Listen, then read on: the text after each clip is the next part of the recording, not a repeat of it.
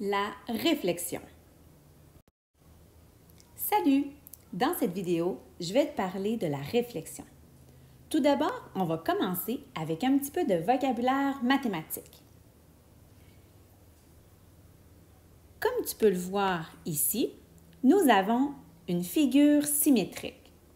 Je te dis pourquoi c'est une figure symétrique. Parce qu'une figure symétrique, c'est quand on peut séparer une figure en deux parties égales si je la pliais en deux. Alors, voilà ce que ça pourrait donner. Alors, si je la séparais en deux, ici, j'obtiendrais deux parties identiques. Alors, à ce moment-là, je dis que cette figure est donc une figure symétrique. Venons voir ici le carré. Mon carré est également une figure symétrique parce que si je voulais la séparer en deux, je pourrais même le faire de plusieurs façons. Alors, je pourrais venir la séparer au centre à la verticale et j'obtiendrais cette partie-ci, cette partie-là et elles sont toutes les deux identiques.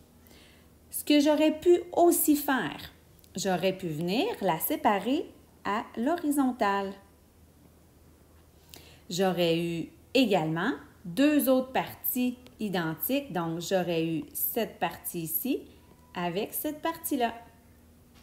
Je pourrais même également venir la séparer au niveau de la diagonale. Alors, si je le fais, si je la sépare ici, j'obtiens cette partie-ci avec cette partie-là. J'obtiens donc deux parties identiques également.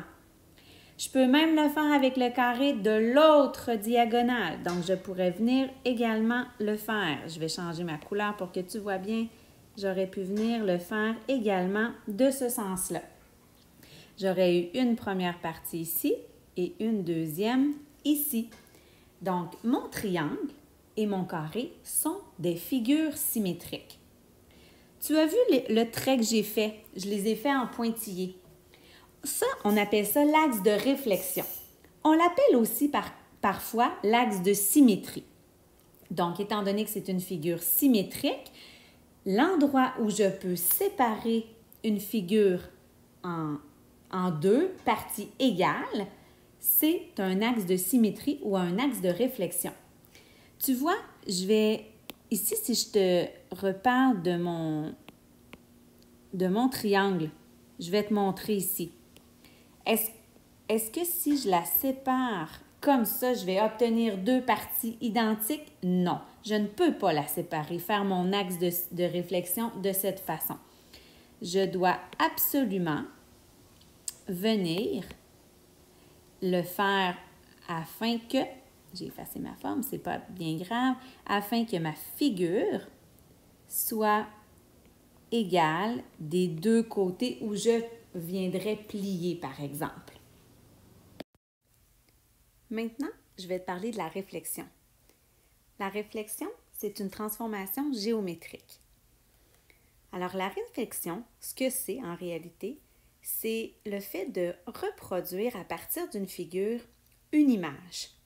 Tout ça à partir d'un axe de réflexion. Premièrement, je vais te montrer, tu vois, j'ai dessiné 3 points, un jaune, un vert, un bleu. Maintenant, je vais aller les relier ensemble.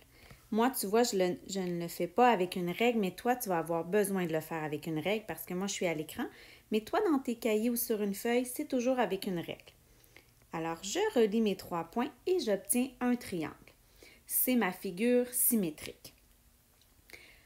Maintenant, mon axe de réflexion, je vais venir le dessiner ici, toujours en pointillé. C'est à cet endroit-là que je plierai ma feuille pour obtenir une image. Parce que de ce côté-ci, je pars d'une figure et ce que je vais obtenir à partir de la réflexion, je vais obtenir une image. Mes points doivent être placés aux mêmes endroits de l'autre côté de l'axe de réflexion. Alors, mon point bleu qui est ici doit se retrouver à la même distance de l'autre côté de l'axe de symétrie. Donc ici, il est à une distance de 1 carreau. Donc mon point bleu, je viens le mettre de l'autre côté à un espace de carreau aussi. Mon point vert qui est ici, si je compte, donc 1, 2, 3 espaces, de l'autre côté, 1, 2, 3, il va se retrouver ici. Je fais la même chose avec mon jaune. Donc, ici, je vais venir prendre un vert plus pâle pour déterminer je peux changer ici. Donc, il est à 1, 2, 3 espaces. Je fais la même chose de l'autre côté. Donc, 1, 2, 3. Je viens le placer ici. Par la suite, même chose, je viens relier ces 3 points-là avec ma règle en temps normal. Et j'obtiens une image, qui va être identique à ma figure de l'autre côté. Donc, l'espace qui est ici est égal à cet espace-là. L'espace qui est ici va être égal à cet espace-là et ainsi de suite pour celui-là. Donc, j'ai ma figure. À la base, je pars d'une figure et j'obtiens, avec la réflexion, une image. Tu vois, elles sont comme face à face. La réflexion, c'est comme dans un miroir. Donc, si je me regarde dans un miroir et que je lève ma main droite, bien, dans le miroir, c'est comme si je voyais ma main du côté gauche. Tu pourras regarder dans un miroir, tu pourras faire le test. Alors, la réflexion, c'est exactement la même chose. C'est comme le reflet d'un miroir. Alors, si je pliais sur l'axe de réflexion qui est là, ma figure viendrait viendrait se plier de l'autre côté et c'est pour ça qu'elle semble face à face. Alors ici, si je récapitule, je veux séparer mon papillon en deux en fonction de l'axe de symétrie. Je ne peux pas le faire à l'horizontale en raison des antennes. Les deux parties ne seraient pas identiques. Par contre, je peux faire mon axe de réflexion ici au centre. Et à ce moment-là, d'une part et l'autre, mes deux parties sont identiques. Voilà.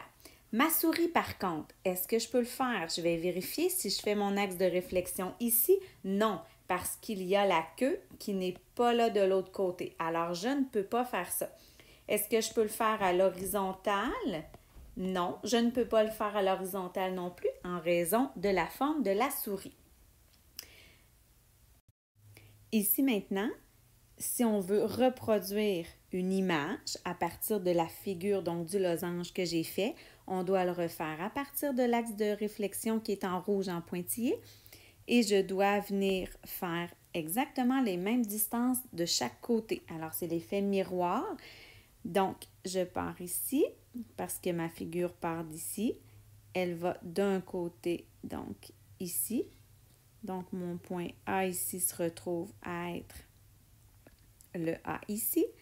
Si ici, c'est mon point B, donc il est à une distance de 2, donc 1, 2. Mon point B se retrouve ici. Mon point C, il est à 1. Il se retrouve là. Et je les relie avec ma règle en temps normal sur ton papier quadrillé et j'obtiens ma figure, mon image qui va être aux mêmes distances. Voilà.